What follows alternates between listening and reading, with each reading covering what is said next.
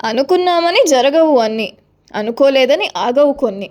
నిర్మాతలు ఒకటి తలిస్తే ప్రేక్షకుడు మరొకటి తలిచాడు అన్నట్టుగా ఉంది కుబేర కలెక్షన్ల పరిస్థితి. ధనుష్ తమిళ్లో స్టార్ హీరో, నాగార్జున తెలుగులో సీనియర్ హీరో. కుబేర సినిమాలో మెయిన్ హీరో ధనుష్. ఈ సినిమా రిలీజ్ అయిన వెంటనే మంచి హిట్ టాక్ వచ్చింది.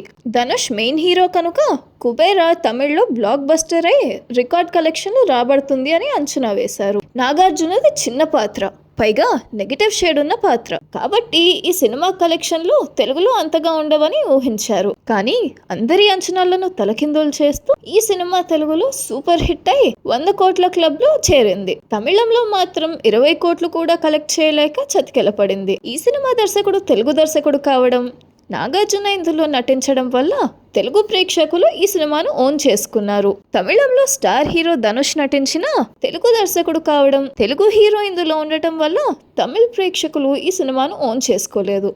అందుకనే తమిళ్లో ఈ సినిమా సరైన ఆదరణకు నోచుకోలేదు. అందుకనే ఏ సినిమా ఎప్పుడు హిట్ అవుతుందో, ఎందుకో హిట్ అవుతుందో ఎవ్వరికీ తెలియదు.